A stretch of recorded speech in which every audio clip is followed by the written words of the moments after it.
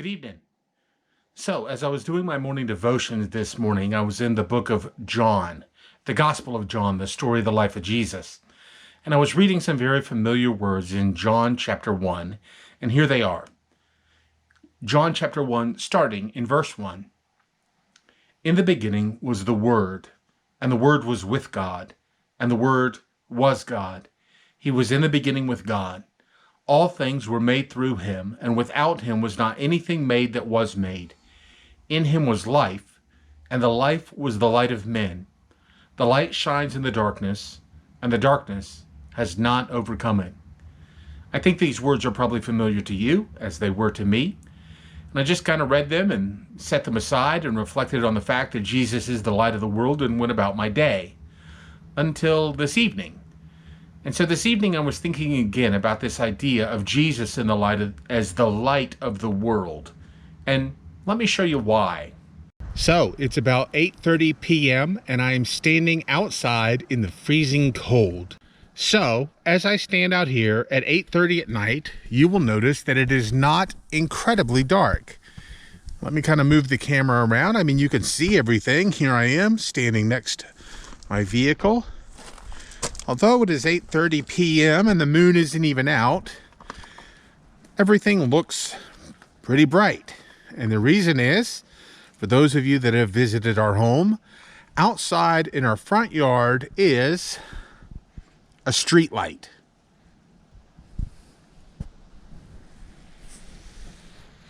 And so, at 8:30 p.m., as I stand out here in the darkness, it's not dark. It's light, and the reason there's light is because of the street light. So I looked it up.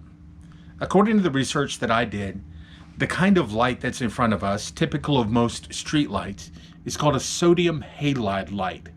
It operates at about 150 watts of power. It can burn for up to 40,000 hours. That's like 2 or 3 years worth, even more. It burns all night. It comes on with a sun goes down, and then it's powered by the city. So the only time that it goes out is when there's a power outage. So a 40,000 hour light bulb at 100 watts, and it provides about 10 to 50,000 lumens of light. When the Bible talks about Jesus as the light of the world, Jesus is like that street light.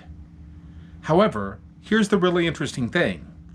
So John describes Jesus as the light who came into the world, but then he goes on, and this is in verse 9. It says, the true light, which gives light to everyone, was coming into the world.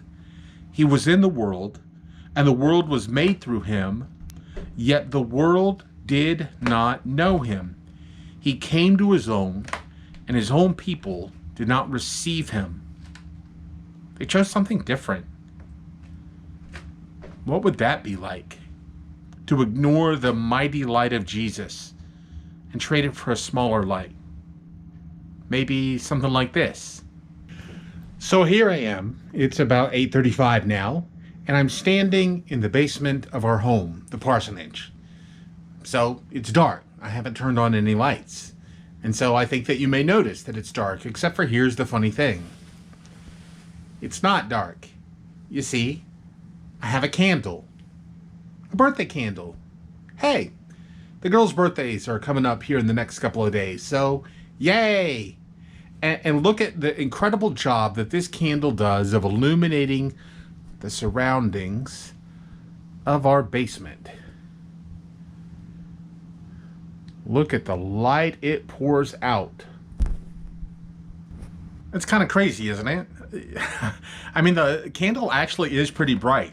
The camera doesn't do a good job of showing it, but the candle is pretty bright.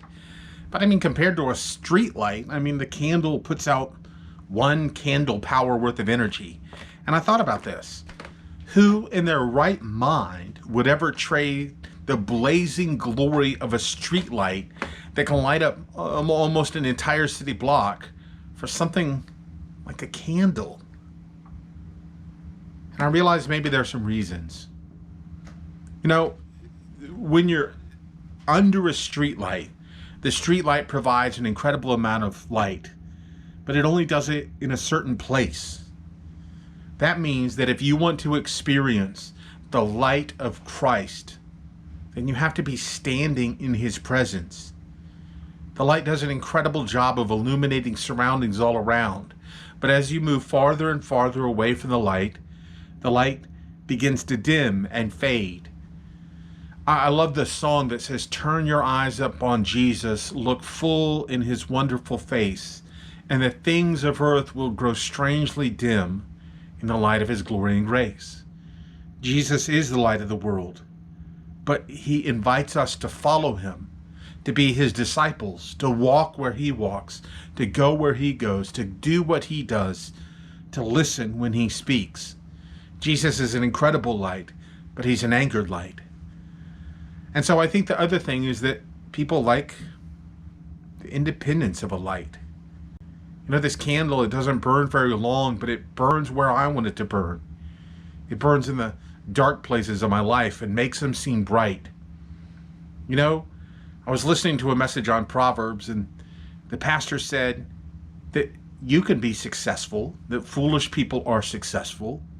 And we've all seen people who have talent or gifts or abilities in certain kind of ways. They've found the answers in academic success, or a healthy and positive relationship, or even an unhealthy and not positive relationship. See, here's the issue. The issue isn't that a candle doesn't offer light. It's that it doesn't offer a lot of light. It doesn't offer it for very long. I don't know what your week has been like. I don't know what your month has been like. I don't know what your year has been like. But do you still believe that Jesus is the light of the world? Are you still looking for him? Are you still moving toward where he is? Are you still allowing the light that he shines into your life to provide guidance?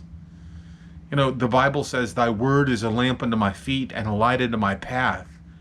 I don't know if that means that the Bible is a flashlight illuminating us wherever we walk.